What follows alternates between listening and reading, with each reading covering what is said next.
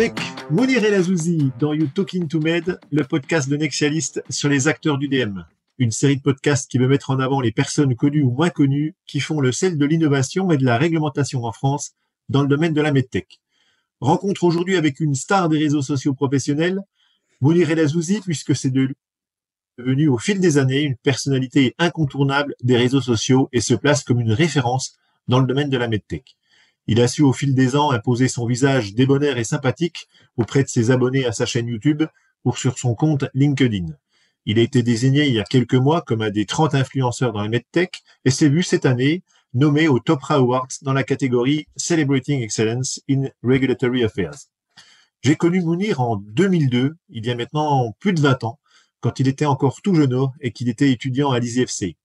Après son stage chez Microméga qui clôturait son parcours d'étudiant, j'ai suivi sa trajectoire professionnelle qui l'amènera à rejoindre le groupe B. Braun avant de traverser la frontière et de travailler plusieurs années chez Johnson & Johnson en Suisse. C'est enfin à partir de 2018 qu'il se lance dans l'aventure de l'entrepreneuriat et fonde Easy Medical Device. Sa jovialité, son enthousiasme, sa curiosité et son appétence à créer du lien font de Mounir un véritable homme de réseau. J'aimerais, à travers l'échange du jour, vous faire découvrir peut-être une autre facette de Mounir et en premier lieu, vous le faire découvrir par les Français, lui qui depuis le départ n'a raisonné qu'en termes international et a toujours privilégié la langue de Shakespeare pour ses vidéos, lui qui depuis de nombreuses années a élu domicile en territoire helvétique, a-t-il pris l'accent suisse. J'aimerais aussi vous faire découvrir un Mounir plus personnel, un Mounir qui ne parle pas de MDR ou de réglementation américaine ou australienne, avec telle ou telle figure du monde réglementaire européen. En résumé, un Mounir comme je l'ai connu au début de ce siècle. Bref, je suis ravi de pouvoir échanger aujourd'hui avec lui et ravi qu'il ait accepté mon invitation dans le cadre de You Talking to Med et d'avoir trouvé un peu de temps dans son agenda de ministre. Bonjour Mounir. Salut Florent, franchement merci beaucoup, super introduction. Merci encore. Ça m'honore. Ça me fait très plaisir. Alors, t'es qui, Mounir? Parce que même si tout le monde te connaît, en tout cas tout le monde connaît ta tête, j'imagine que la plupart des acteurs qui vont nous écouter, là, ou des auditeurs qui vont nous écouter, ont déjà vu ta tête sur LinkedIn notamment. Est-ce que tu peux te qualifier? Tu dirais que tu es qui, toi? Franchement, c'est vraiment difficile. Ça me fait rigoler parce que c'est une anecdote quand on me demande, par exemple, de remplir des formulaires en me disant c'est quoi votre métier, c'est un peu qu'est-ce que tu écris. C'est là la question, qu'est-ce que j'écris, quoi. Est-ce que je suis entrepreneur? Est-ce que je suis chef d'entreprise? Est-ce que je suis consultant? Est-ce que je suis juste ingénieur? Et généralement, ce que j'écris, c'est que je suis juste ingénieur, donc ingénieur biomédical. Et ma femme rigole toujours en me disant ouais, tu redescends au bas de l'échelle parce que pour elle, c'est un peu redescendre au bas de l'échelle en disant que tu es ingénieur. Mais c'est un peu ce qui me qualifie parce que c'est vraiment c'est mon diplôme, on va dire, diplôme d'ingénieur. Mais oui, je suis aussi un consultant et j'essaie d'éduquer, on va dire, un peu les personnes dans le domaine de la qualité des affaires réglementaires. Et j'ai choisi donc les dispositifs médicaux pour ça parce que c'est vraiment ce que j'ai fait depuis le début de ma carrière. Et donc on va dire ouais, un consultant en qualité affaires réglementaires. Et ton parcours alors, Mounir, comment? Parce que moi je t'ai connu effectivement quand tu démarrais tes études à l'ISFC, mais auparavant tu as toujours voulu, parce que c'est sûr et certain, tu ne te destinais pas à devenir un jour un spécialiste des affaires réglementaires. Comment est venue cette évolution dans ton parcours, si tu peux nous en dire quelques mots? Pas de souci. Donc tout d'abord, je suis franc-comtois. Donc je viens d'une petite ville qui s'appelle Vesoul, donc qui est juste à côté de Besançon, à une demi-heure. Donc on va dire que j'ai fait toutes mes études en Franche-Comté, on va dire, ou même dans le Doubs et dans la Haute-Saône. Et donc de là, oui, j'ai fait mes études en France, donc grandi, vécu en France. Et de là, donc j'ai commencé mes études à Besançon, où je voulais tout d'abord devenir médecin. Donc je voulais devenir chirurgien. En fait, c'était l'époque en 1998-99, c'était l'époque où il y avait la série Urgence. Et donc dès qu'on la regardait, on disait ah moi aussi je veux sauver des vies, je veux faire toutes ces procédures chirurgicales, etc. Maintenant, en ayant vu certaines opérations, en ayant vu du sang et tout ça, je me dis je sais pas si vraiment si j'aurais survécu à ça ou je serais peut-être allé généraliste, mais ouais, donc c'était vraiment mon point de départ. T'avais fait Comment? quel bac? T'avais fait un bac, Bac S. Donc j'ai bac fait bac S? S. Moi, j'étais vraiment scientifique, hein, donc j'ai fait bac Ouais. S. La littérature, c'était pas du tout mon truc. Je suis vraiment nul en français. Je fais des fautes d'orthographe à chaque phrase. Et en économique et sociale, ça m'intéressait pas du tout. Donc j'ai fait vraiment de la science scientifique, donc mathématiques, physique, chimie, etc., biologie. Et donc ouais, donc c'est pour ça que ce qui me destinait, c'est on Donc va tu dire viens à une carrière Besançon, tu scientifique. fais des études de médecine à Besançon et Exactement. 2 ans. en fait, ouais, 2 ans. Les 2 années les plus longues de ma vie. Ouais. Donc on a fait des études de médecine où, je sais pas si vous connaissez, mais en France, il y a un numerus clausus. Donc c'est-à-dire que il y a un certain nombre de places pour autant de candidats que vous voulez, quoi. Donc derrière, j'ai fait ma première année en me disant de toute façon, je vais pas l'avoir, je vais passer directement en deuxième année. Enfin, je vais passer en deuxième année pour la refaire. Et non, même la deuxième année, j'ai pas réussi. Mais franchement, pourtant, c'était du boulot de malade, quoi. C'est vraiment un truc de fou. On vous fait apprendre des livres complets, même si on comprend pas vraiment ce qui est écrit dedans, mais on comprend, enfin, on apprend vraiment beaucoup de choses. Donc c'est vraiment ça a été une école, on va dire, d'apprentissage. Et après, derrière, directement, je suis passé en deuxième année de biologie parce que j'avais assez d'équivalence. Et enfin, on a une super note en sortant de médecine de toute façon parce que comme on bosse comme des malades, même si on n'est pas pris, on a des 16 ou 17 de moyenne sans être pris. Donc je passe directement en deuxième année de biologie.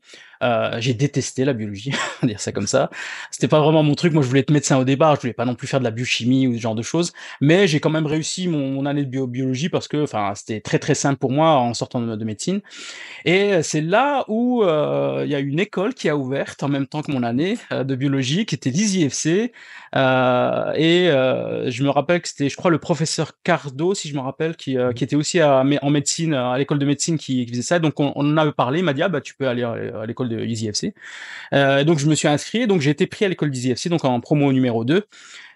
Et donc c'est là où j'ai commencé ma carrière, on va dire, pour les dispositifs médicaux, pas dans la qualité affaires réglementaires, parce que Ouais. je vais pas te mentir, au départ, la qualité affaires réglementaires, et je pense que tous les étudiants, Ils c'était savaient pas même leur, pas ce que c'est, c'était. Ils c'est pas savaient leur pas ce que truc, on c'était. va dire ça comme ça.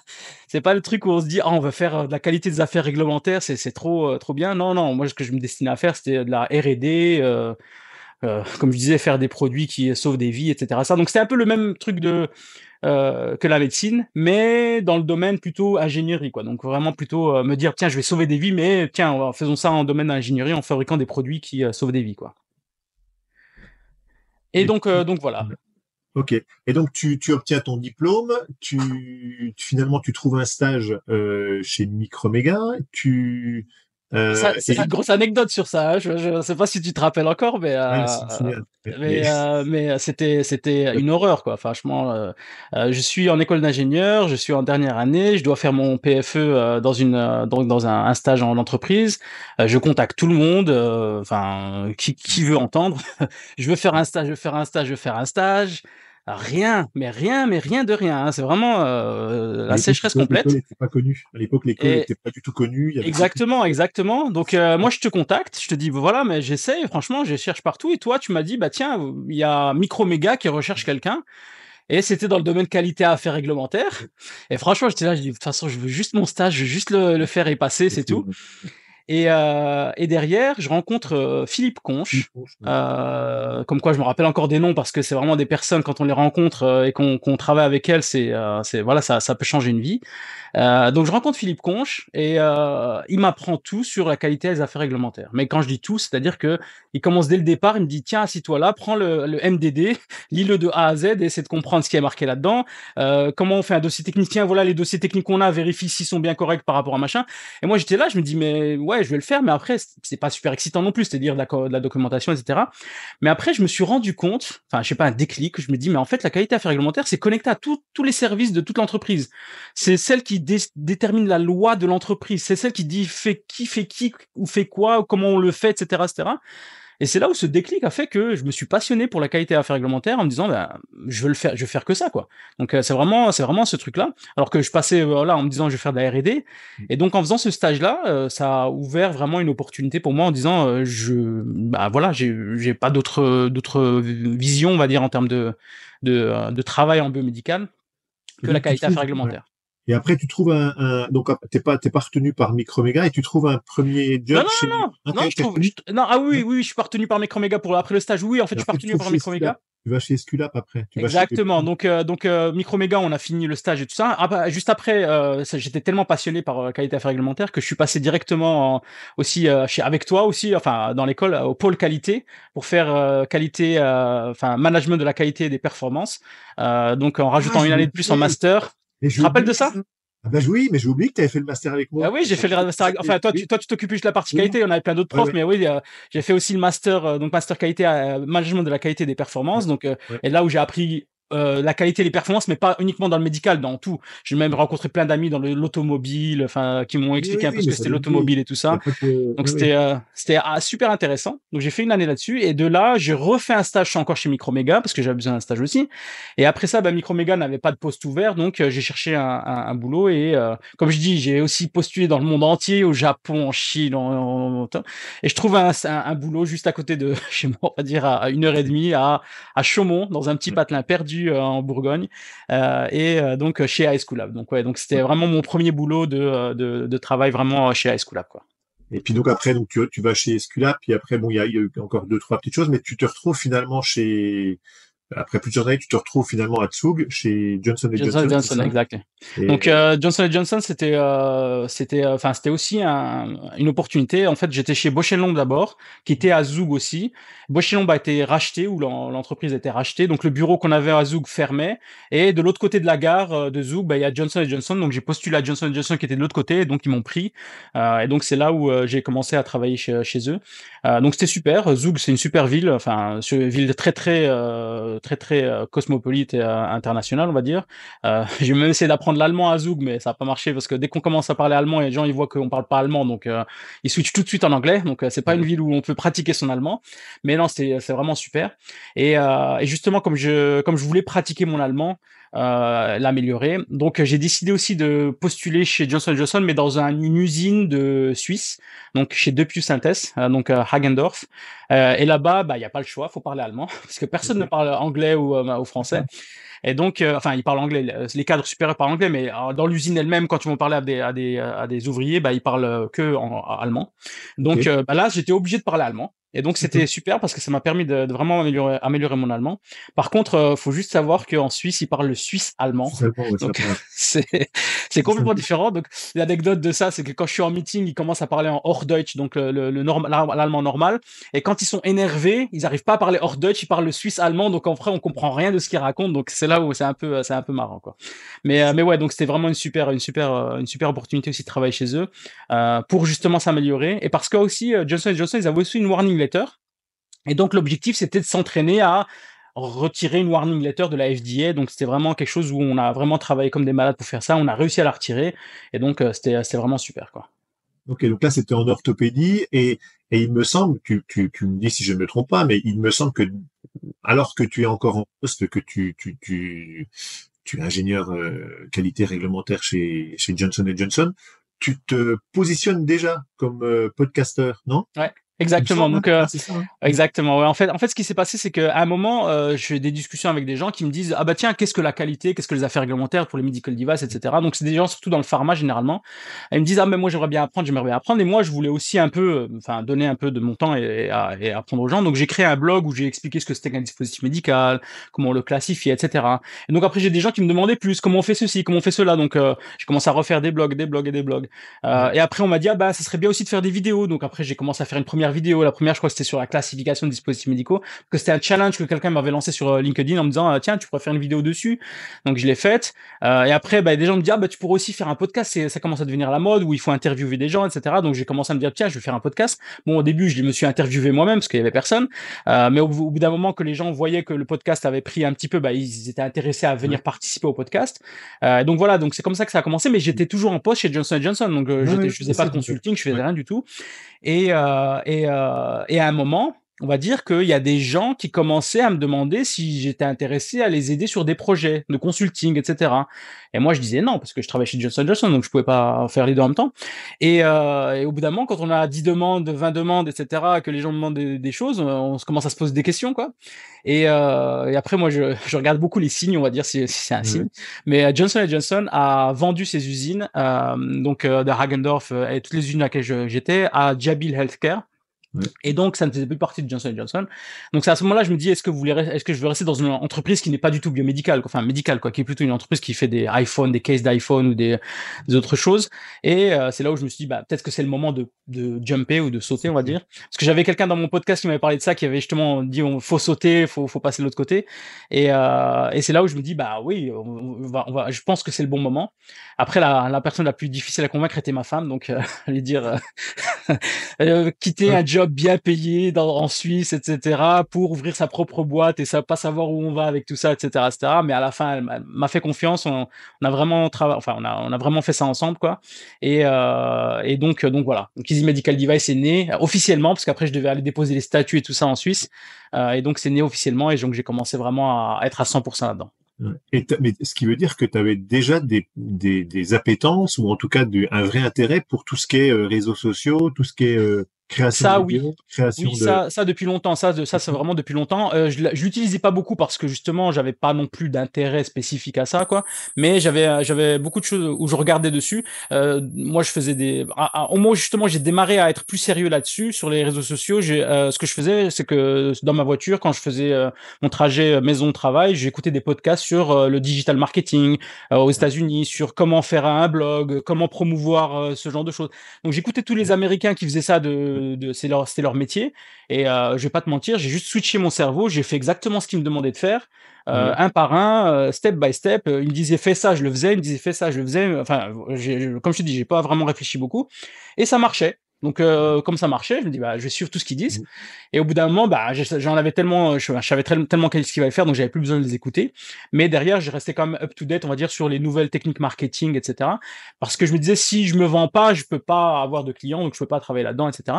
Mais l'idée au départ, c'était pas d'avoir des clients. L'idée au départ, c'était ce qu'on appelle du personal branding. C'était montrer que je suis un expert dans ce domaine-là et peut-être avoir des opportunités de conférences, de faire des conférences en tant que speaker ou ce genre de choses pour Johnson Johnson. Hein, je parle pas pour moi ou quoi que ce soit. Ouais, ouais, ouais. Mais au fur et à mesure, c'est arrivé au fait de se dire, bah tiens, pourquoi pas se lancer, pourquoi pas vendre ses services directement et utiliser les mêmes Et techniques, quoi. c'est toi qui as créé le site, c'est toi qui as monté ton site ou tu t'es fait aider? Non, tu t'es fait Non, aider, hein. non, je Non, vais tu pas t'es te fait aider. mentir, je suis un Ouais. autodidacte complet. J'ai fait tous mes sites, tous les trucs que tu vois, c'est moi qui ai fait. J'ai jamais payé personne parce que j'avais pas non plus le Ah, budget ok, pour payer donc c'est toi quelqu'un. qui as tout fait. Ah Ok. non, tout, les Ah, podcasts, les vidéos, etc. Tout ça, c'est ouais. moi qui les ai fait tout seul. Moi, j'ai aussi une devise, c'est si je sais pas le faire, bah, si t'as le budget, tu peux payer quelqu'un, mais si t'as pas le budget, bah, tu apprends à le faire. Donc, c'est vraiment ça. Donc, c'est pour ça que je disais, Ah, j'écoutais des podcasts, je regardais des vidéos, comment faire une vidéo, édition, etc. C'est moi qui faisais tout. Par contre, le problème, c'est que ça prenait vraiment tous les week-ends. Ça bah prenait tout oui, le temps. Donc, avec la famille, ouais, c'était un peu difficile. c'est compliqué, Mais ouais. cette année, 2024, c'est la première année où je peux enfin payer quelqu'un pour le faire pour moi. Donc D'accord. cette Ok. année, je m'occupe, j'ai des super week-ends avec ma famille. Enfin voilà, voilà, j'ai vraiment plus de temps pour moi cette année. Mais ça a pris 5 ans. Donc après, faut pas, Et en tout faut. cas, en tout cas, moi, je te félicite face à je suis très épaté par ce que tu as fait, Mounir. Et je regardais avant ça faisait longtemps que j'étais pas allé sur ton site. J'ai vu quand même que tu avais près de 14 000 abonnés sur ta Mhm, chaîne YouTube. Tu as plus de exactement. 700 vidéos. Tu as produit plus de 700 vidéos en l'espace de quoi? De 6 ans, à 5, peu 4, près. 5, 5, 6 ans exactement. Ouais. Donc ça veut dire que tu fais des centaines de vidéos par an. Donc ça veut dire qu'il y a du boulot, quoi. Non seulement tu dois te tenir au courant des évolutions réglementaires, tu dois produire, donc tu dois écrire quelque part, parce que Exactement. fais pas de l'impro, tu écris ce que tu vas raconter dans tes podcasts. Donc il y a un gros boulot. Puis à côté de ça, tu dois aussi, parce que ça te fait pas vivre ces podcasts. Il faut qu'à côté de ça, tu puisses aussi vendre des prestations de Exactement. conseils. Donc moi, Exactement. je suis très très admiratif de toute Mais la. Donc tu dois pas faire 35 heures par semaine, toi. non, non, non. Justement, pour les C'est gens ça que qui tu fais. écoutent ça, c'est vrai qu'après c'est aussi une vision que les gens ont. Ils se disent que ah bah je vais être mon propre patron, donc je vais pouvoir prendre mes propres vacances, bosser quand je veux, etc. Non. Si vraiment on est sérieux dans ce domaine-là, qu'on veut vraiment réussir, les premières années sont des années de sacrifice. Hein. C'est des années où soit on veut le faire et on y arrive, on y met le temps et on met enfin la motivation, soit soit on veut pas le faire et on reste dans l'emploi, enfin comme un employé, un salarié, et on est tranquille quoi. Mais faut pas se dire que oui, du jour au lendemain, tout va marcher, Mm. qu'il y a pas d'erreur de fait. Moi, j'ai fait plein d'erreurs, mais derrière, voilà, c'est comme ça qu'on apprend et qu'on puisse s'améliorer. Mais derrière, oui, faire des prestations avec des clients, plus en même temps trouver quelqu'un pour venir sur le podcast, ensuite préparer comment on va interviewer, les questions à poser, enregistrer, faire l'édition, publier, promouvoir la publication, Mm. parce qu'après on a beau le poser Ouais, ouais. sur le poster sur les différentes plateformes, si on fait pas la promotion derrière, on n'explique pas qu'il y a un podcast qui est sorti, personne va venir l'écouter non plus. Donc c'est beaucoup de travail. Donc c'est pour ça que je dis, pour les gens qui veulent vraiment se lancer là-dedans, c'est voilà, faut vraiment Et, faire attention. et aujourd'hui, dans ton quotidien, c'est quoi qui te fait le plus, qui te plaît le plus? C'est la production vidéo, c'est d'aller dans les salons à la rencontre de nouveaux speakers potentiels, c'est de faire de la veille réglementaire. Par rapport à tout ça, qu'est-ce qui te plaît le Alors, plus? alors en fait moi, le contact avec les gens, j'ai découvert ça parce que c'est pas quelque chose que, enfin qu'on sait dès le départ, mais le contact avec les gens, c'est-à-dire faire des podcasts et poser des questions aux gens, les connaître et travailler avec eux, etc. C'est vraiment quelque chose qui m'a beaucoup plu. Après, ce que j'adore aussi, c'est quand on travaille justement avec nos clients et qu'à la fin ils obtiennent leur CE, le certificat CE, et qui te remercient avec des messages de fou quoi. Et t'es là, en fait ça te touche parce que tu te dis ça va, j'ai aidé quelqu'un quoi, ça a Oui. marché, j'ai aidé quelqu'un. Et par contre, ce qui me touche le plus, moi, c'est quand je vais dans des salons, quand je vais dans des trucs publics où justement les gens me reconnaissent un peu, et que j'ai quelqu'un qui vient et me dit, ah ben Mounir, j'ai été étudiant quand t'as démarré, j'ai écouté tout ce que t'as dit, ou j'ai vu tes vidéos, j'ai vu tes blogs, etc. Grâce à tout ce que t'as fait, j'ai pu trouver un travail. Grâce aux trucs que tu m'as donné, j'ai pu répondre aux questions de mes employeurs. Derrière, j'ai pu réussir des projets, ça m'a fait monter, etc. Donc c'est des choses où je me dis, en fait, quand on est de notre côté, on va dire en train de faire un blog, enfin ou une vidéo ou autre, on est un peu dans notre cave, on va dire, et puis on publie ça, c'est comme une bouteille à la mer qu'on lance, on sait même pas qui c'est qui va regarder ou qui c'est qui va utiliser ça.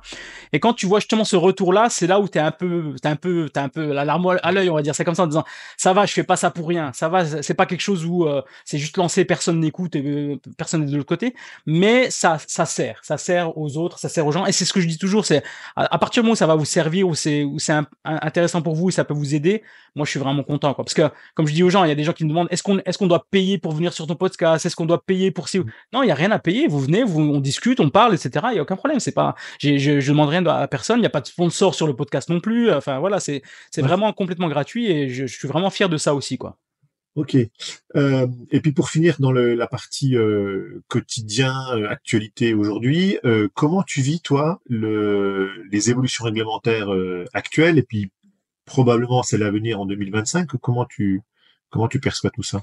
En fait, quand j'étais, comment dire, employé, j'étais employé dans une certaine branche, on va dire ça comme ça. Donc, l'évolution réglementaire était très, très lente sur une branche, par exemple l'orthopédie ou autre. Donc, on a des changements réglementaires, mais petits par rapport à ça. Mais par contre, quand maintenant je suis passé en niveau du consulting, c'est là où je me suis rendu compte que la réglementation change tout le temps. Enfin, c'est fou, quoi. C'est dans tous les pays, en Europe, aux États-Unis, machin, ça change tout le temps. Et c'est très difficile de suivre tout ça. Et pour des consultants justement qui travaillent dans tous les domaines, c'est-à-dire qui sont pas uniquement dans l'orthopédie ou dans le active implantable device ou autre, donc c'est quelque chose où ils doivent rester, enfin, être à jour, on va dire, pour pouvoir justement aider les clients. Parce qu'on a des clients qui nous envoient des emails en disant, oh, j'ai ce truc-là, j'ai ceci, j'ai cela, comment faire? Mais sur cette norme-là, par exemple, dire, ah, sur cette norme-là, mais je l'ai même pas la norme, j'ai jamais lu, je sais même pas ce qu'il y a écrit dedans, donc un peu difficile de répondre à ça, quoi. Et donc c'est pour ça que être à jour un peu sur tous ces éléments-là aide, on va dire, les clients. Mais je me mets aussi à la place des clients en me disant, mais tiens, ça change tout le temps. C'est difficile. Faut rester à jour. Faut changer maintenant ce document qu'on a changé.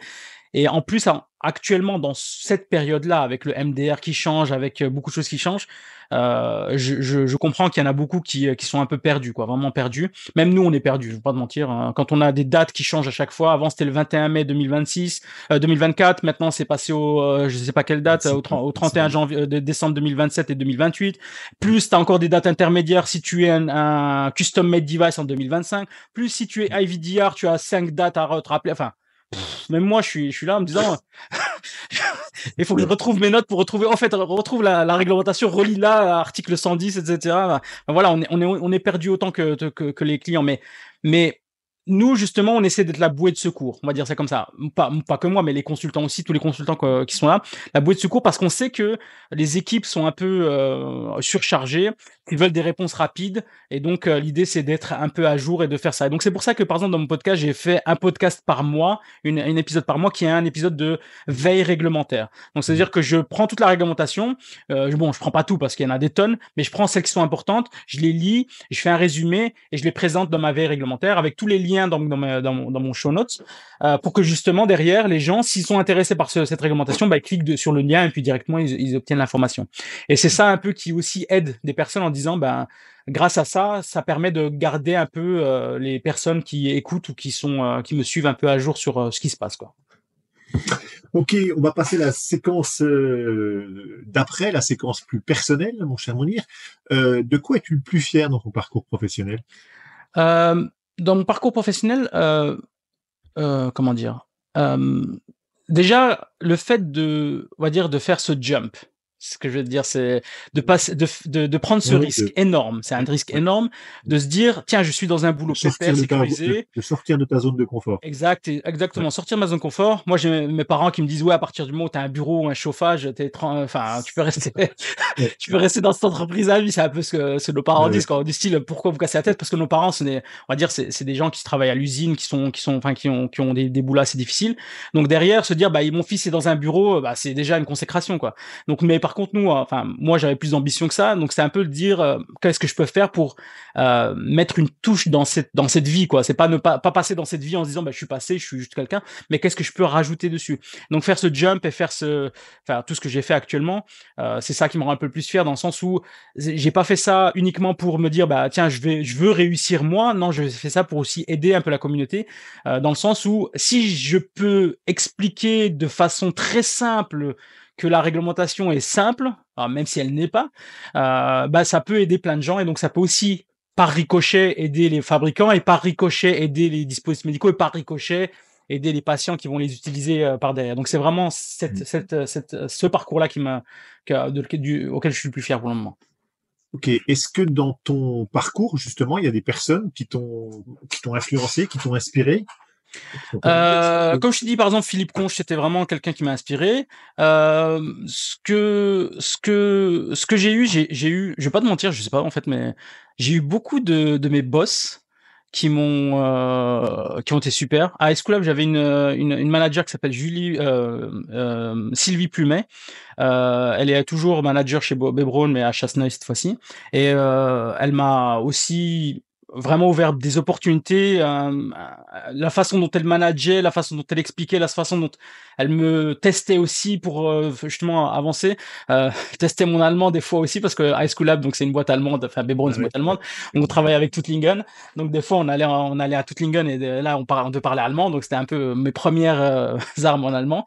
Donc des gens comme ça.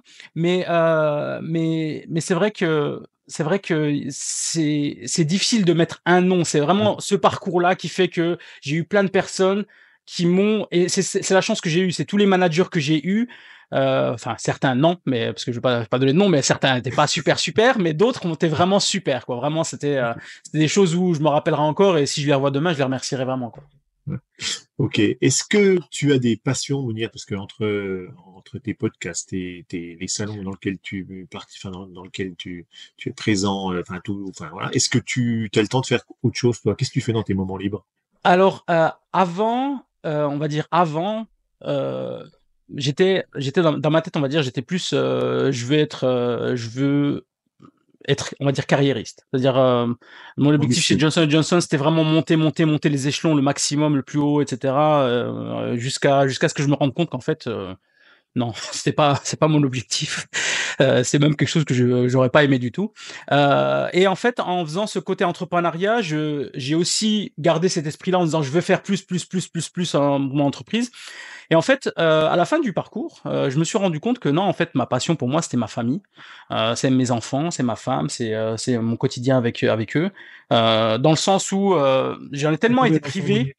T'as combien J'ai 3 d'enfants? enfants. J'ai Trois 3 enfants. enfants, 14 ans, 12 ans et 6 ans. C'est Et quoi, trois garçons, deux filles, un 3 garçon? garçons, justement 3 Trois garçons. garçons. Donc, on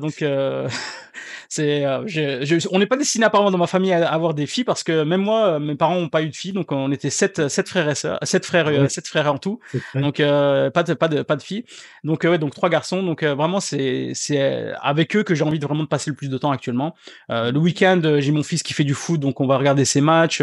La semaine, les emmener au foot ou faire un peu le taxi aussi avec eux. Mais ce que je suis aussi le plus fier, c'est le pouvoir le matin maintenant les ramener à l'école et les récupérer le soir et leur demander comment s'est passée leur journée, etc.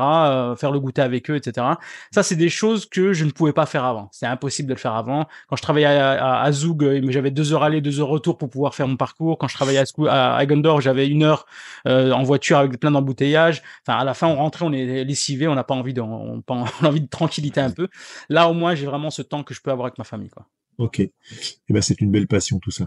Et enfin, dernière séquence, la séquence quiz rapide. Ton film préféré, Mounir? Ou est-ce, ouais, Euh, le dernier film que tu as vu, qu'est-ce que tu peux me dire là-dessus? alors les films que je regarde généralement, c'est des films un peu classiques avec mes enfants, mais les derniers films que j'ai vus, c'est surtout des films, en fait, j'essaie de trouver des films avec des morales, on va dire ça comme ça pour mes enfants. Donc je sais pas, il y avait par exemple le dernier film qu'on a vu avec mes enfants, c'était Les Évadés, avec Ah oui. Morgan Freeman, dans les prisons, enfin en prison en gros. Il y avait quoi encore comme film? Et on essaie de regarder aussi des films en noir et blanc. J'ai essayé de regarder dernièrement Don Camillo avec mes enfants, mais Ah ouais. franchement, ça n'a pas accroché du Ah tout. ouais.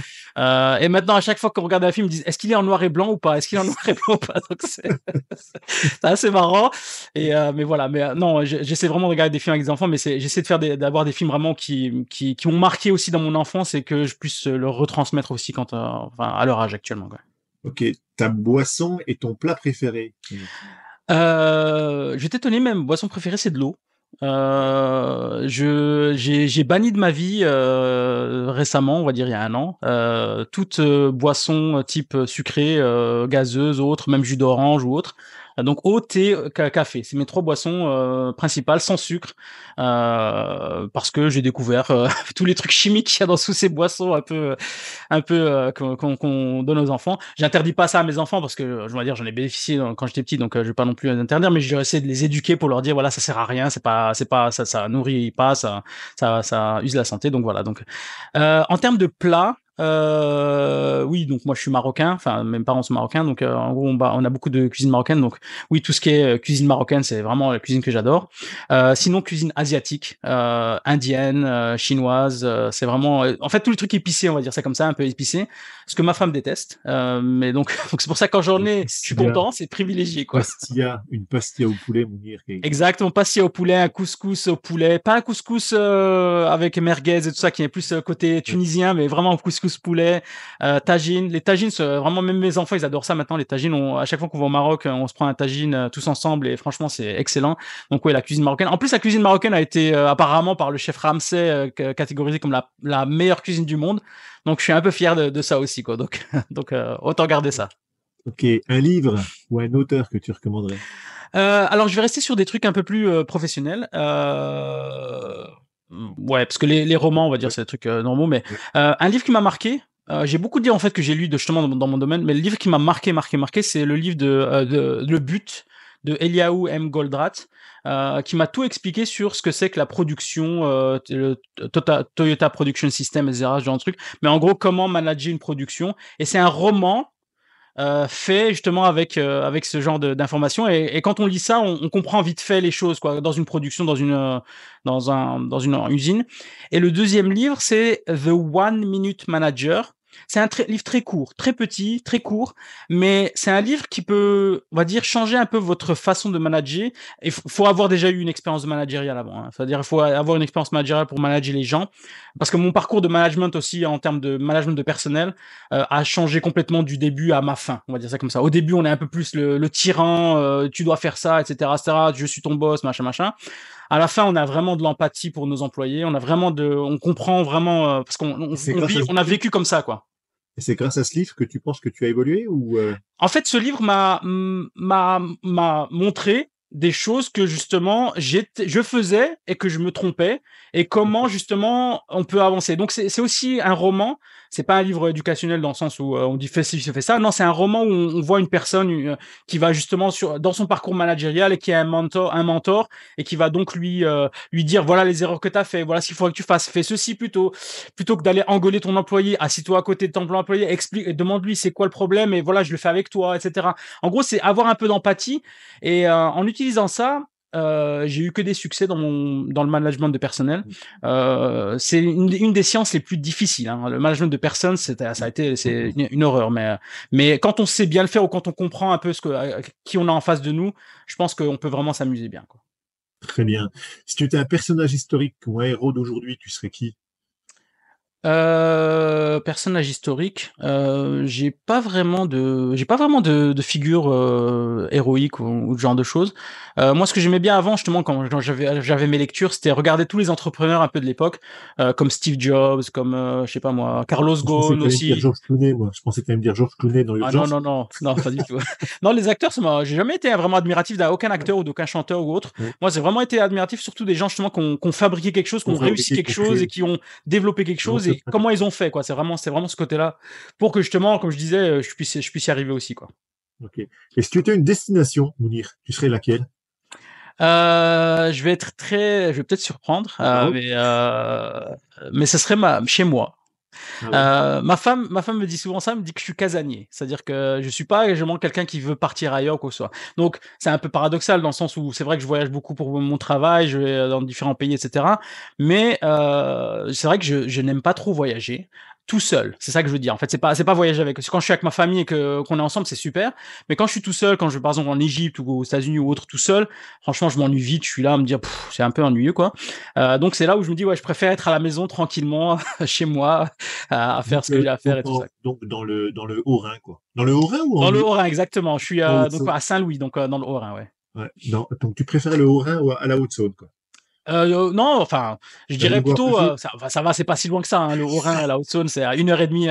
On voyage pas beaucoup. C'est pas vraiment un voyage à ce moment-là. Et enfin, dernière question, Mounir, si tu étais un DM ou si tu devais inventer un DM, ce serait quoi? Euh, alors j'ai une anecdote pour ça aussi. En fait, justement, je pense que c'était à l'époque où j'étais à l'ISIFC. Je pense, parce que ça doit être une anecdote qui vient de là.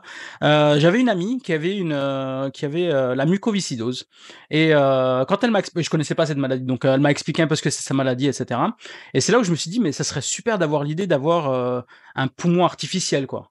Parce que justement, ça pourrait aider les personnes. Et malheureusement, cette personne est décédée donc de sa maladie. Et c'est là où justement on se dit, et c'est là où justement ce que je parlais de l'époque de faire de la R&D, fabriquer quelque chose, c'était aussi un peu de ça, de se dire bah tiens on va fabriquer quelque chose qui va sauver la vie des gens.